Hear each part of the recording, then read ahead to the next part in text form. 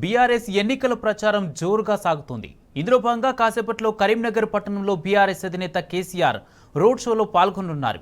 ఇందుకు సంబంధించి పార్టీ శ్రేణులు అన్ని ఏర్పాట్లు చేశాయి.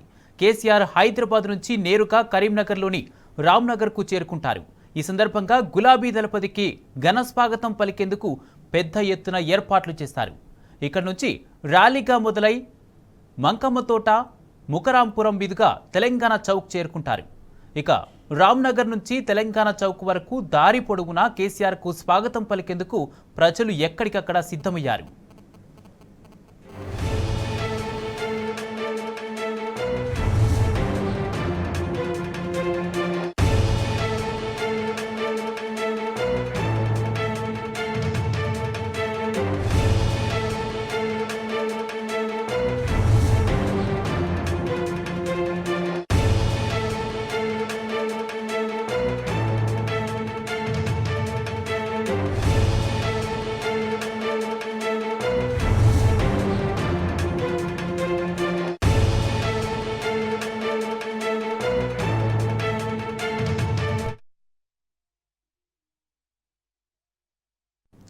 బీఆర్ఎస్ ఎన్నికల ప్రచారం జోరుగా సాగుతుంది. ఇందులో భాగంగా కాసేపట్లో కరీంనగర్ పట్టణంలో బీఆర్ఎస్ అధినేత కేసీఆర్ రోడ్ షోలో పాల్గొంటున్నారు.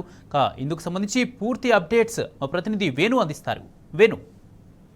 కుమార్, మరికొద్ది గంటల్లో దళపతి అంటే ముఖ్యంగా చూసుకుంటే గులాబీ దళపతి కేసీఆర్ కరీంనగర్ జిల్లాకు రాన్నారు. అంటే ముఖ్యంగా హైదరాబాద్ నుంచి డైరెక్ట్ గా కరీంనగర్ అలుగునూరు దగ్గర నుంచి బైపాస్ రోడ్ దాకా ఇటు రామ్నగర్ కు వస్తారు కుమార్. రామ్నగర్ నుంచి ఇటు మంకమ్మ తోట, ముకారాంపుర ఈ అంతా కూడా రోడ్ షో నిర్వహిస్తారు. రోడ్ షో తర్వాత ఇటు తెలంగాణ చౌక్ లో ప్రజలను ఉద్దేశించి మాట్లాడతారు. ముఖ్యంగా చూసుకుంటే ఇప్పటికే ఉమ్మడి కరీంనగర్ జిల్లా విషయానికి వస్తే ఇటు జగిత్యాల కావచ్చు, ఇటు గోదావరిలో పెద్ద ఎత్తున రోడ్ షో నిర్వహించారు. అవి కూడా గ్రాండ్ సక్సెస్ అని చెప్పొచ్చు. ముఖ్యంగా చూసుకుంటే కేసీఆర్ రాక కోసం అంటే ఇప్పటికే ముఖ్యంగా చూసుకుంటే తెలంగాణకు సంబంధించి కూడా తెలంగాణ రాష్ట్ర సాధన ఏకైక లక్ష్యంగా కూడా ఆనాడు పోరాటం చేసేటప్పుడు కరీంనగర్ జిల్లా బాసటగా నిలిచిందని చెప్పాలి. కేసీఆర్ కూడా కరీంనగర్ జిల్లా అంటే అమితమైన ప్రేమ. కరీంనగర్ జిల్లా ప్రజలు కూడా నాడు తెలంగాణ ఉద్యమంలో కీలక పాత్ర పోషించినప్పుడు నాటి నుంచి చూసుకుంటే కూడా తెలంగాణ రాష్ట్రం వచ్చినాక తొలి ముఖ్యమంత్రి అయిన కేసీఆర్ మొదటగా కరీంనగర్ జిల్లాకే వచ్చినటువంటి పరిస్థితి. అంటే ఇలాంటి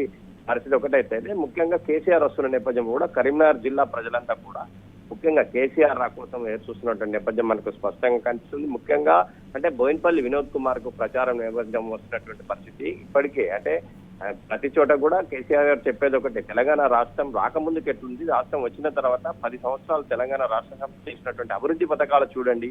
ముఖ్యంగా బోయినపల్లి వినోద్ కుమార్ ఎంపీగా ఉన్నప్పుడు అంటే కరీంనగర్ జిల్లాకు ఎటువంటి కార్యక్రమాలు చేశారు. ఎంపీగా ఉన్నప్పుడు ముఖ్యంగా చూసుకుంటే ఇది కొత్తపల్లి మనోరాబాద్ రైల్వే లైన్ ఇది మాత్రం కేసీఆర్ గారి కాలం దీన్ని నెరవేర్చినటువంటి పరిస్థితి. మరోవైపు ఇటు సస్పెన్షన్ బ్రిడ్జ్ దేశంలో రెండోది, ఇది సస్పెన్షన్ బ్రిడ్జే కాదు స్మార్ట్ సిటీ లాంటి సౌకర్యం కూడా కరీంనగర్ తీసుకొచ్చినటువంటి పరిస్థితి. ఇవన్నీ కూడా ప్రజలకు చెప్పి బోయినపల్లి వినోద్ కుమార్ గెలిపించాల్సిన ఆవశ్యకత ప్రతి వారిపై ఉంది. తప్పనిసరిగా గెలిపించాలి. బోయినపల్లి వినోద్ కుమార్ గలం మనకు కంపల్సరీ ఢిల్లీలో ఉండాలి.